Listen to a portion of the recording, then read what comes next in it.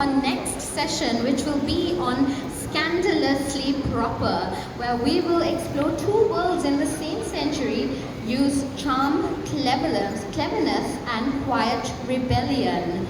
Ladies and gentlemen, for this session we have Ira Mukhoty, a best-selling writer of narrative history who has contributed to documentaries and TV programs highlighting the role of women in Mughal history and monuments.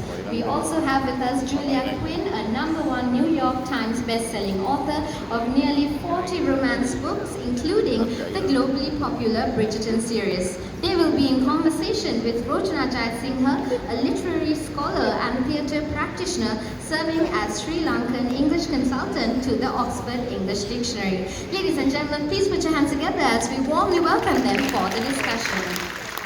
Thank you very much. Ladies and gentlemen, we have a topic which is quite mischievous, scandalously proper, right? So what is scandalous about being proper? And what is proper about being scandalous? And I think you might both agree with me, being scandalous does not necessarily have to be about, whispered romances or stolen kisses, right? It can be about audacious ambition, clever defiance, and all of that. And these are the women that we'll be talking about today in the world of Ira Mukhoty's, not Ira Mukhoty's, I was going to say Ira Mukhoty's harem, but what I meant to say was, the Mughal harem or the Mughal Zanana, and then the world of Bridgerton. And in these worlds, propriety and scandal may not be quite as separate as they seem also.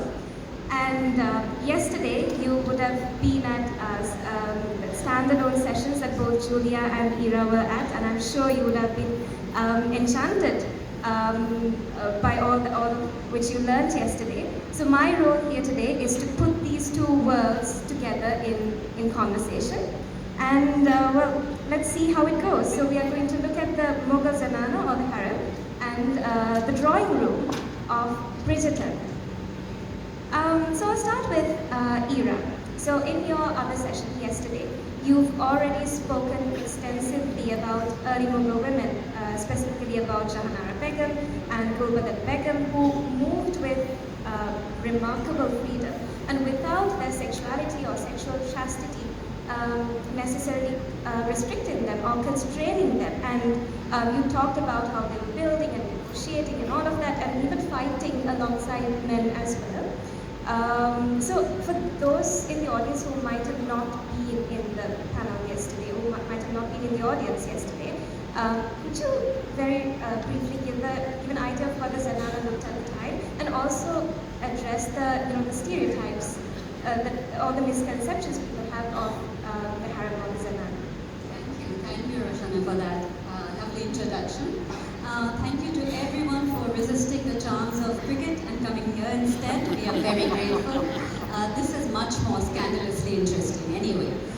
So to quickly recap what Rochana is saying about the early Mughal harem, it was very different in scope and size and in shape from what it became later on, from what we are more perhaps aware of, the later ladies, Nur Jahan, Mumtaz Mahal. These were the ladies who were alongside the later Mughals. But the early Mughals came from Central Asia. They were proud descendants of Timur. Unlike the British, who first saw them and presumed they were descendants of Genghis Khan and gave them the name Mongol, which then became to Mughal. They were not Mughals at all.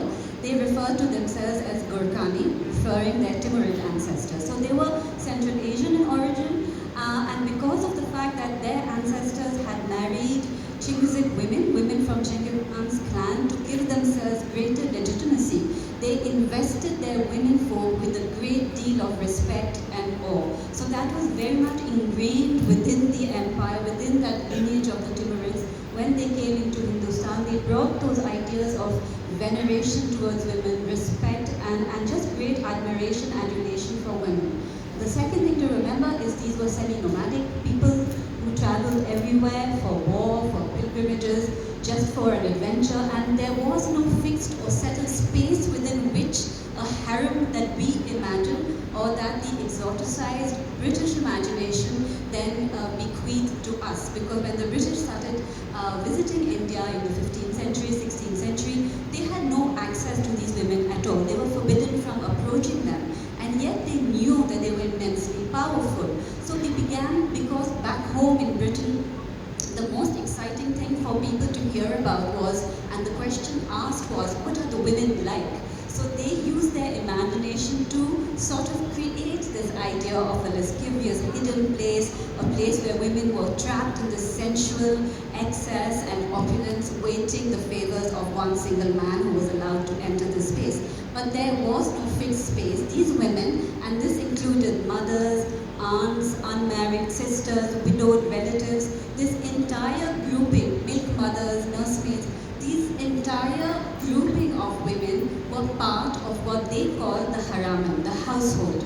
And this household, therefore, traveled everywhere with the men, whether it was during wars, in which case these women sometimes could be abducted, taken away by the enemy, and then eventually returned, and they were again taken back.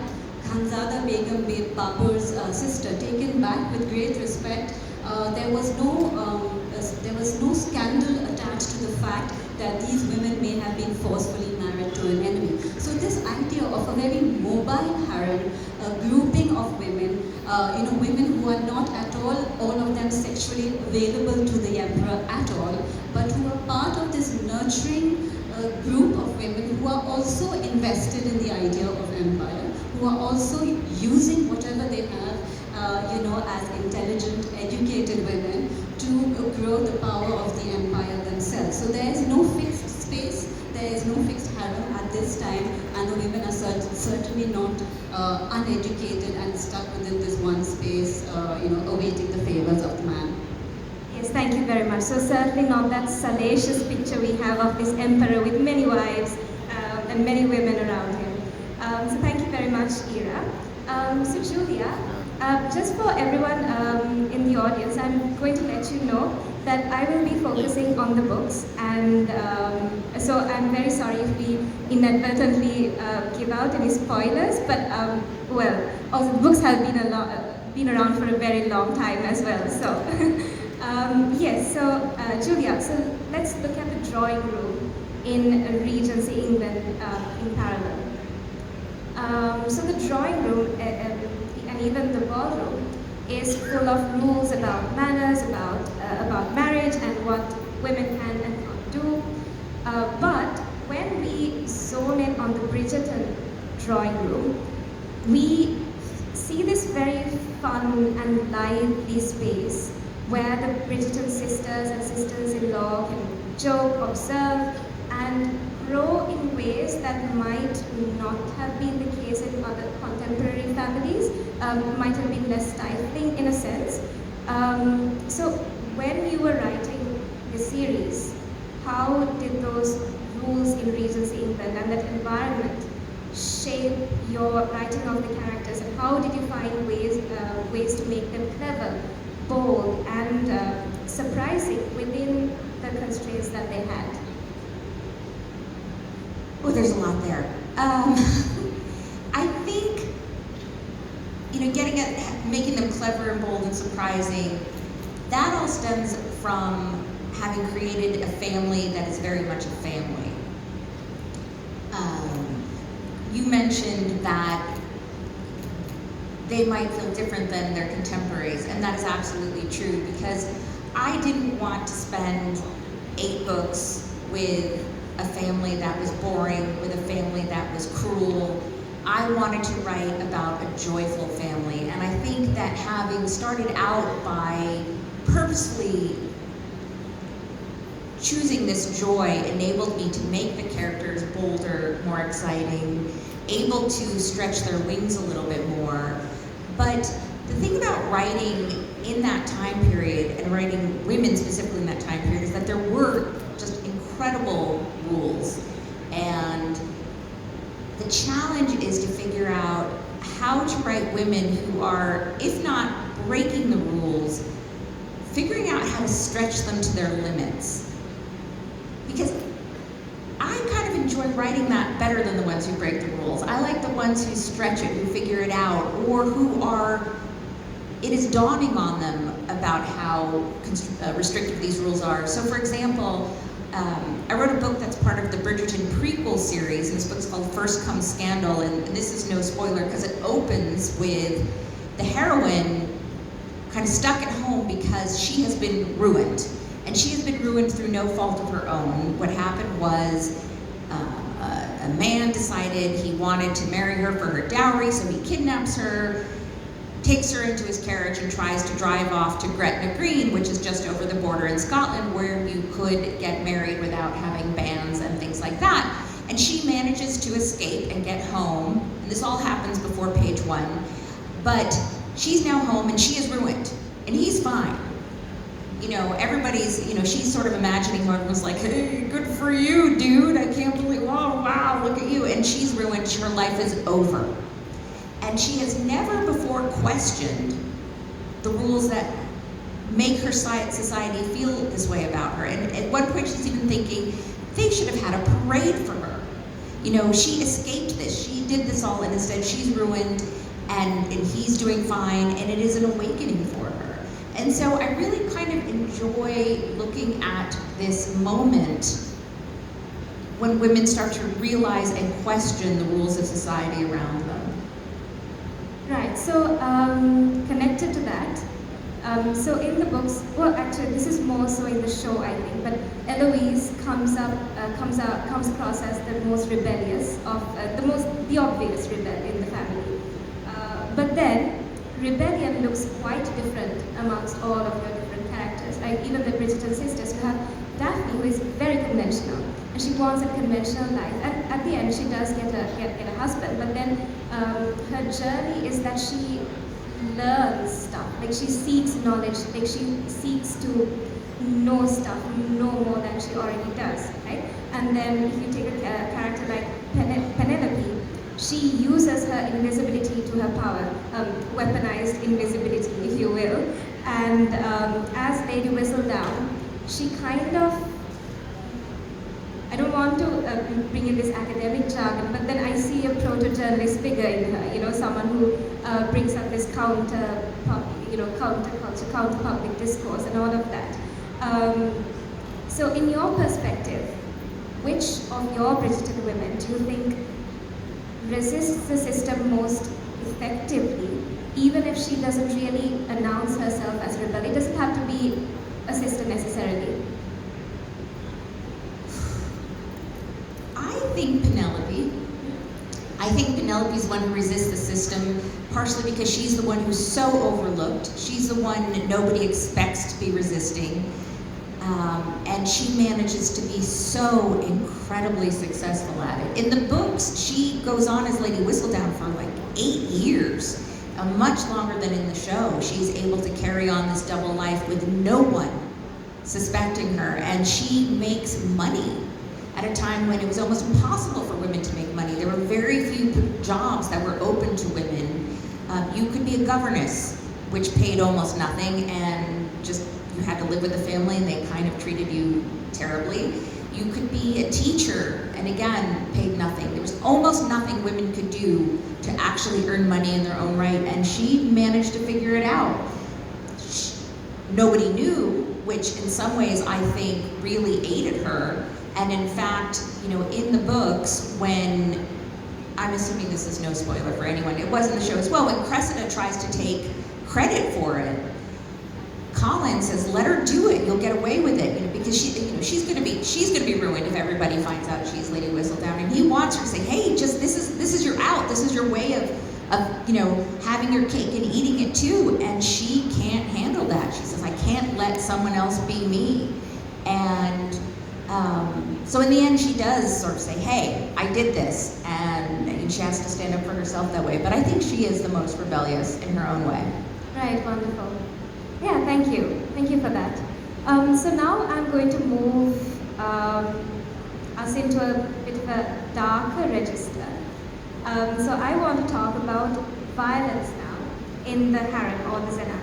Right? So you have a lot of these figures in the zenana who are deeply destructive figures.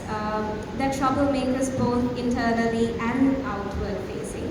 And something I particularly enjoyed reading about was how some of these women wielded their political power in such a way that they were instrumental in causing havoc for Portuguese traders in Rajput territories, and they caused such a lot of chaos that they ended up pushing these Portuguese traders out of the Rajput territories, right? And then you had these other women who were capable of real violence within the harem itself. And again, this is not really about endorsing that sort of violence, but it's about recognizing these women as political actors and as part of that political world that they were inhabiting. That they were just as political actors, no different to the men of the time. So could you walk us through that? Yes, sure. So there were many ways in which these women were able to express their displeasure at times, you know. For example, I remember often when they were acting in concert, they often got together to support the cause of a particular prince. You know, they often had a favorite. So Prince Mirza Salim, who would later become famous as Jahangir, he was a great favorite of the harem ladies. All of the elderly matriarchs especially were very fond of him. And he was a huge troublemaker as a typical first son. He loved to do everything that his father, the great Akbar, told him not to. So he was constantly in a lot of hot water with Akbar. And these ladies at one point when Akbar is getting ready to give him a real punishment, or give him a real dressing down, they get together in the harem space and they send a message. The most senior woman at that time, Salima Sultan Begum, sends a message to Akbar in his court and says, Pasha, we are all assembled together here to promote the cause of Salim, and we advise you to come to us, else we will come to you, i.e. into the open court and make a great fuss. So Akbar has to immediately, change his mind about Salim, and they are able to, of course, get their way in this manner. But of course, there are other ways, there are more violent ways. This famous incident when Harka Bai, Akbar's wife, the Rajput princess that he marries, is also an extremely wealthy woman. She has trade ships who operate in her name. They go from the port of Surat to Mecca. So they take Hajj pilgrims one way and they also take goods to trade with and bring back goods. And the Portuguese at that time control the water. There's also a lot of piracy. And Harka Bai, at one point when the Portuguese, I think they abduct a ship of hers, she gets so angry, she tells Jahangir, who is now emperor, she complains to him, and Jahangir pretty much single-handedly brings to an end Portuguese trade in Surat at that time. He shuts down all the churches which are being sponsored till then and brings to an end Portuguese trade, and the English are jubilant and very happy about this. That's why we know about it in some detail, because they write about it, saying our dreaded enemies have been cast away from these waters.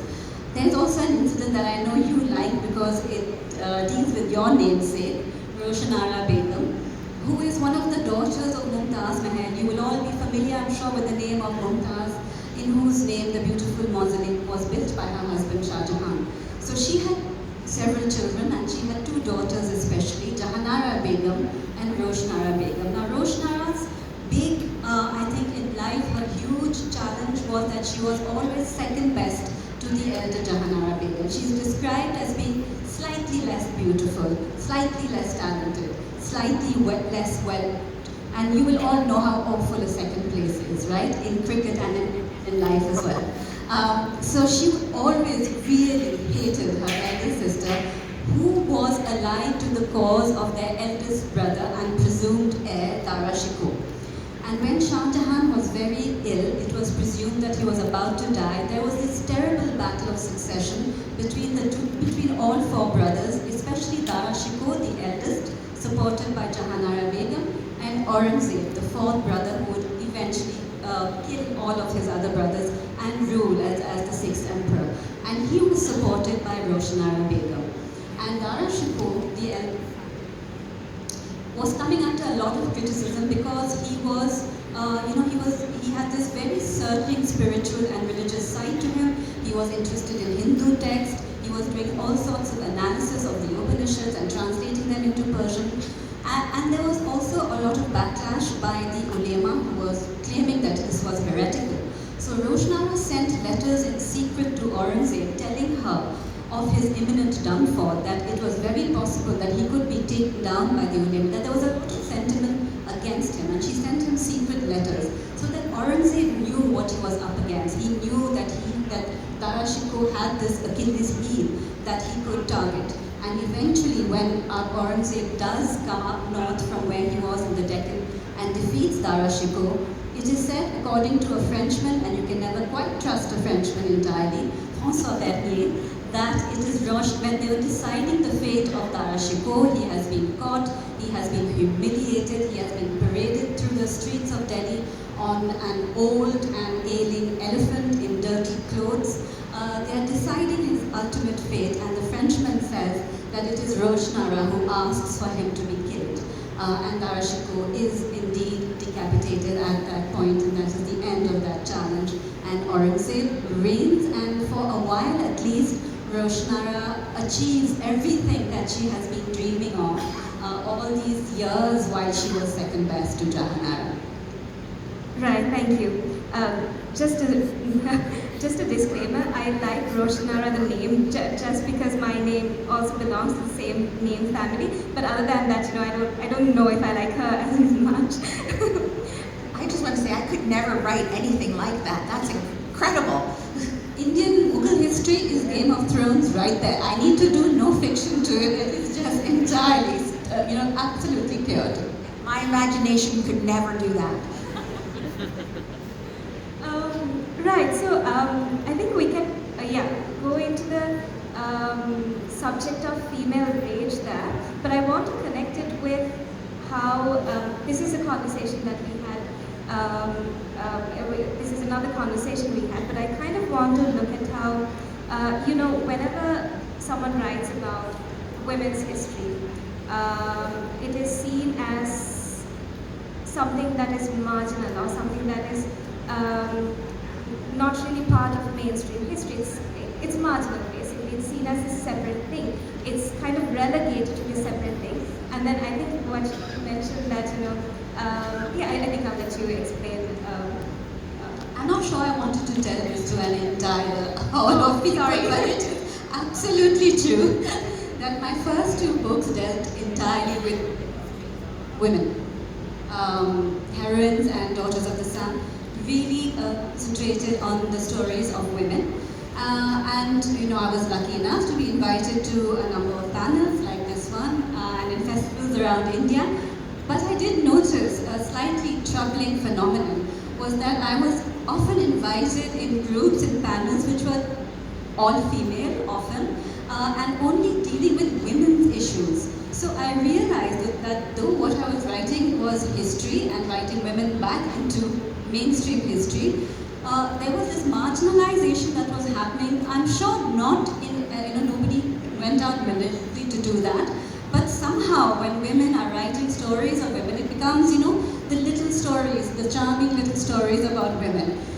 So then as a trick, my next book was about Akbar the Great, and I figured you cannot get more male and virile than one of the greatest Indian emperors, Akbar. But in the story of Akbar, I write a lot about all his women, his mothers, his aunt, his milk mothers, his sisters, his daughters.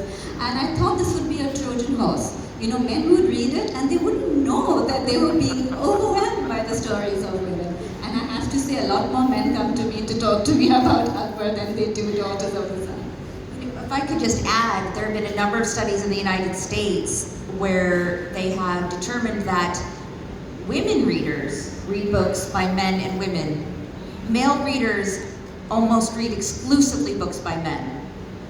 Yeah, because men's stories, men's histories are something that everyone can aspire to, both men and women, girls and boys. But women's stories, women's histories are only for the girls, for the women. Women can't be men's role models, for example, right? Fortunately for me and for other women writers, again, just at least in the United States, there are many, many more women who read and purchase books than men. So we're doing better. I need to target the US. So again, let's go to the romance genre. Again, romance genre is again seen as this woman's thing. And Chick lit, yes. Oh, yeah, movies are chick flicks. And again, I am a huge lover of chick lit and chick flicks. And I proudly embrace all of that. But at the same time, a lot of people think that, okay, these are just women's stories and therefore not important, they're trivial and all of that. But then your stories, you talk so much about family obligation, loyalty, ambition, responsibility, emotional availability, mutual recognition, all of that. So they're not gender specific at all. So what is your take on romance being seen as women's only genre? So here's a funny story about sort of the early days of romance novels. I think we think of them as having all the covers with like Fabio on them, the clinch covers. And clinch covers were actually invented by men to appeal to men, because back in the 70s, when these books were just really starting to take place, the way to have a bestseller was to get your books in all the supermarkets and I don't know if there's Walmart then, but drugstores and the non-bookstore outlets. And there were middlemen, the distributors, who would buy the books from the publisher, and they were the ones who would take the books and put them into the supermarkets, into the drugstores, into these non-bookstore outlets. And at some point, somebody did this clinch cover, that basically has people that don't look quite anatomically possible, with a lot of cleavage, and the distributors, who were all men, were like, this is amazing, we love this. And so they bought tons and tons of copies, put them out in all the outlets, and it becomes a self-fulfilling prophecy, because you can't buy a book if it's not available. So suddenly you have all these books out there with these clinch covers, and they end up doing very well because they are out there. And then people think, well, that must be what sells, and that's how we got stuck with clinch covers forever, because actually the men really liked them. And, but, I should get off topic here, but in romance, I think, has been relegated to being just a woman's thing, for a number of reasons. One, it is almost entirely written by women, for women, edited by women, and also it deals at its core with emotion. And I think that until very recently, men, and I can only speak for my society, I can't speak for Sri Lankan or Indian society, but men have not been taught to value being in touch with their emotions. They are taught that, boys don't cry. Boys, don't show emotion. You need to be strong, you need to tough it out, you need to do all that, which I think is incredibly unhealthy. But because of that, they are really not encouraged to read stories that are about emotion or watch films that are about emotion. And so anything that's about emotion is thought of as feminine and then thus devalued, because our society does tend to devalue the feminine. Yeah, it's all about, oh, these romances are silly, they're all about love, but don't you want love? That sort of thing, right? I mean, don't you want that? Yeah, people say, oh, it's so unrealistic. And I think, well, look at mysteries. I mean, look at poor Murder, She Wrote. I mean, how many people have to die in this poor little Maine town? I don't think that's terribly realistic. And the thing about romance is that actually, I mean, not everyone, but most everyone is looking for somebody to spend their life with. So I think they actually are realistic. And then the other thing that really gets me is that people will accuse romance writers of giving unrealistic expectations to women. And I just have to say, I don't think these expectations should be unrealistic. If men think that the expectations are unrealistic that we're putting out there, I think you guys need to level up and do better. Thank you very much. So I do have one question to ask both of you before we move on to questions. But before that, Julia, I have something for you. So when we first met on Zoom, you told me that there was a Sinhala translation of The Duke and I, the very first Bridgerton book, and you asked me if I could find it somehow, and I managed to contact the translator, Arnie Shapiro, and the publisher's son actually brought this a few minutes ago and gave it to me, so he'll actually meet you outside the meeting. This is so exciting. So yeah, so he'll give you a copy himself, but this Look is... at this!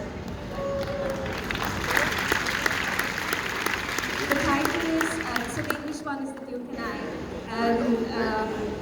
Yeah, and the single one is Adipadavara Sahamama. So that's the title. It truly is one of the most exciting things when your book gets translated into other languages.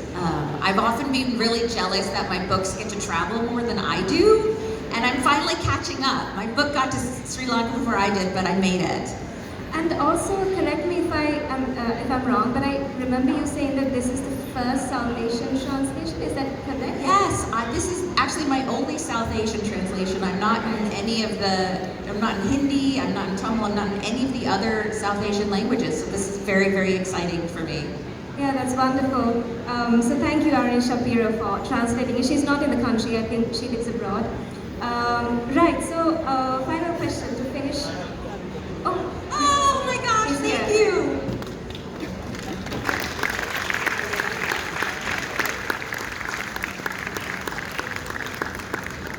Thank you, Ashibada. Yeah, so final question to finish on a fun personal note, and then we can move on to questions.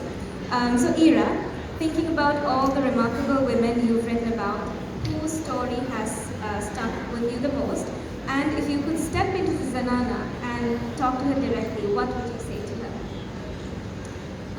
I'm asked this question all the time, because I've written about so many of these women, I talk about them so much, and every time I give a different answer.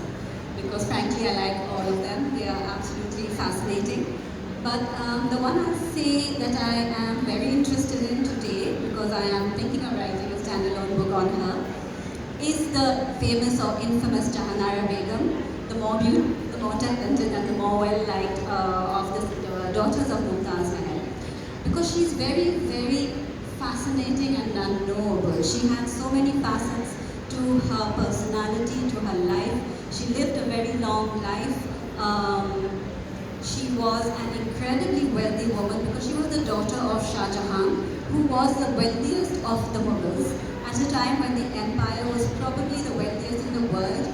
And since she was the eldest daughter, she inherited fully half her mother's wealth when her mother died when Jahanara was only 17 years old. So she was a very independently wealthy woman. She did a lot of things with her wealth. She built buildings in Delhi. She traded she had trade ships and traded in her name, grew her wealth, and did a lot of things like that. She was a very worldly woman. She was part of the succession battle, supporting her brother. So on one hand, you have this fabulously wealthy, talented woman who is willing to have her commissions very visible and seen in the world. And on the other hand, she's also a very spiritual woman. She calls herself a Sufi princess. She goes through this remarkable spiritual transformation in Kashmir under the aegis of a Sufi saint.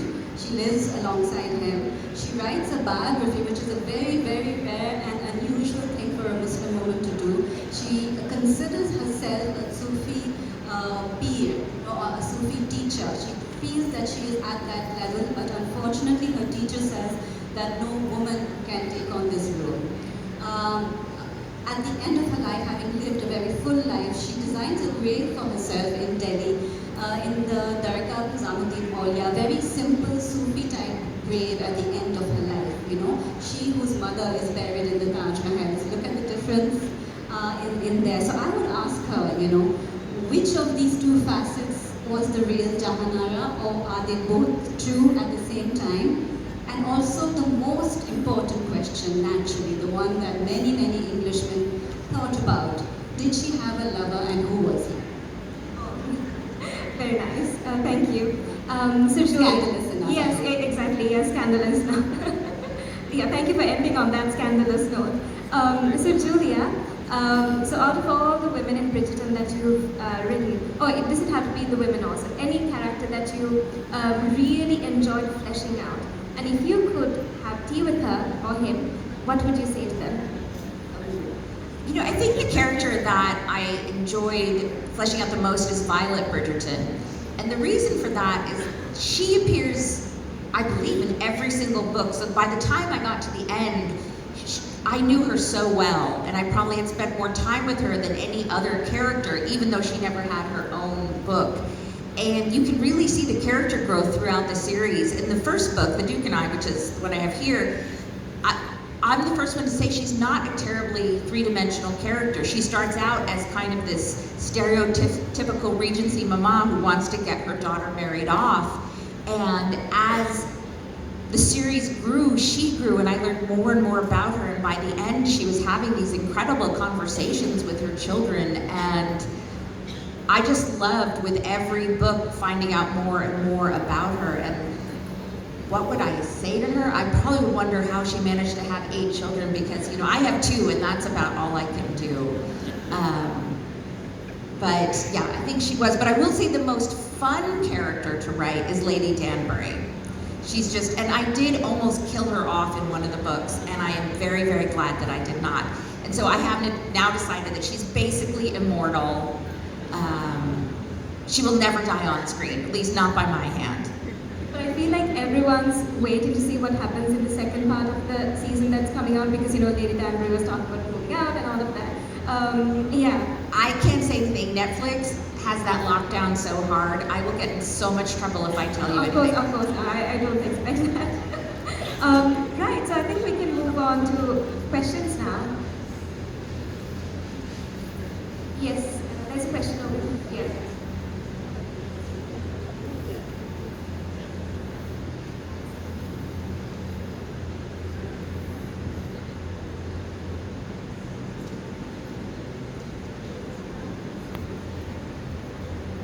You spoke about the woman who got abducted and then there was permanently sort of looked down on or damaged in some way.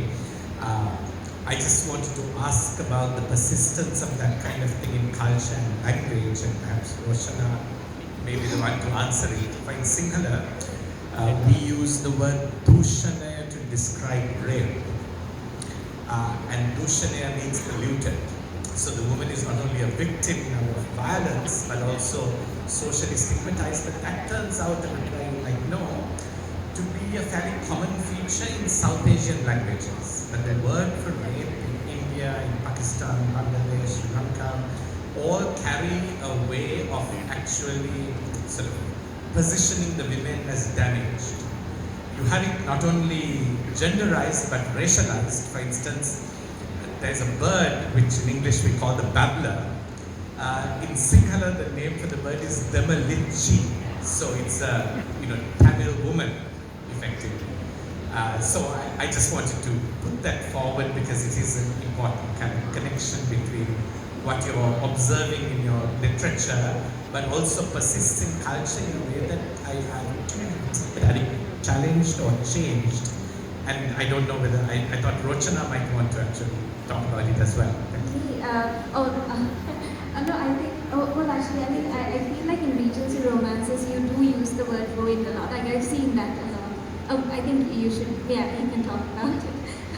Well, I mean, I just think that's something that, exactly what you're talking about is what you saw in the culture that I write about. But yes, it does persist today. There are many countries left in the world right now where, if a woman is raped, the man can avoid punishment by marrying her, which, to me is horrifying, absolutely horrifying. And that's the way to solve the problem. You rape somebody, well, if you marry her, then you don't have to worry about police and that saves her. So yeah, I think it is something that still persists in many cultures, even in in the United States, which is supposed to be so forward-thinking. There are many, many women who don't come forward after sexual violence because society will say, well, you were asking for it. Why were you walking at night? Why was your skirt that short? See, there's still very much the culture of blaming the victim, I think, all over the world, and it is something that we do need to address. Thank you for that question, yes. Edith Wharton, who wrote The House of Mirth, and her heroine Lily Bart is actually ruined. She's ruined. But your heroine in the follow-up to Bridgerton finds a person to marry her, and therefore not ruined. Is there a way, why did you do that? Could she have been ruined? Well, I mean, I could have left her ruined, but the truth is I was writing a love story, so I'm writing a romance novel, so I needed to have a romance at the fore. If I had left her ruined, it would have been a different type of novel. Have you read The House of Cards? I have not, but I am familiar with it. I should. So I actually found that it was kind of an interesting story for me to take that, and the conflict in that particular book is that her godparent, who is her next door neighbor, basically forces his son to marry her, saying, you need to save her, that's your responsibility as a good person to save it. And then of course they fall in love because, you know, it's a romance and they're both good people and I love them both. But I didn't want to leave her ruined because I wanted it to have a happy ending, and unfortunately in that time period it would have been very difficult for her to have a happy ending had she remained as a ruined woman. Thank you. Any more questions?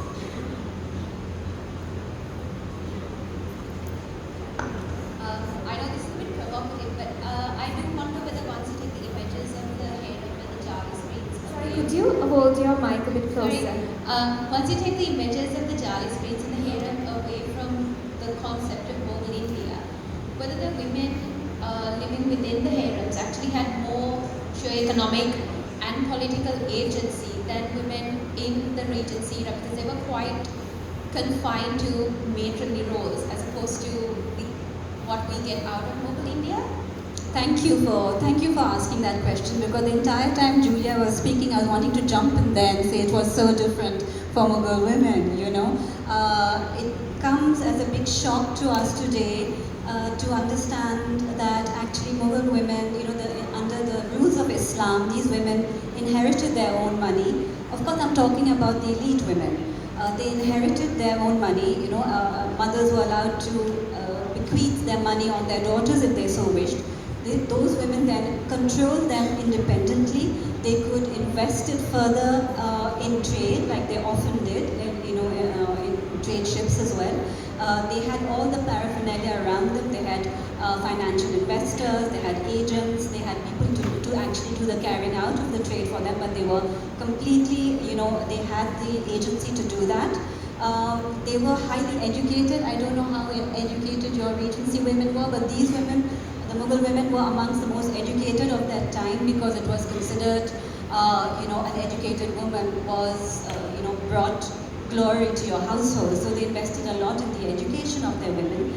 So these were aspects that I was not expecting to discover when I first started on this journey, because, you know, we have been, after the colonial experience, given the sort of colonial attitude where men who came here, the Europeans who came, they assumed that these women had this same lack of rights as women back home in England at that time had, that they didn't have control over their wealth, they had to give it over to their husbands when they got married.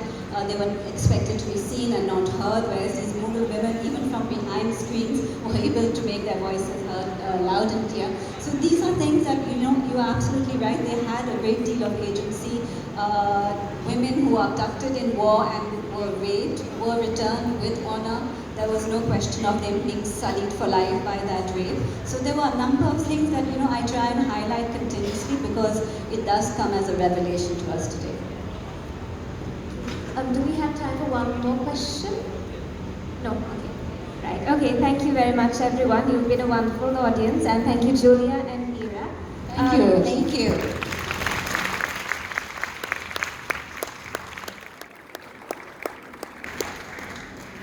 Ladies and gentlemen, Ira Mukhoty, Julia Quinn, and Rochana Jayasinghe. Once again, can we have a round of applause for Ira Mukhoty, Julia Quinn, and Rochana Jayasinghe. Thank you very much.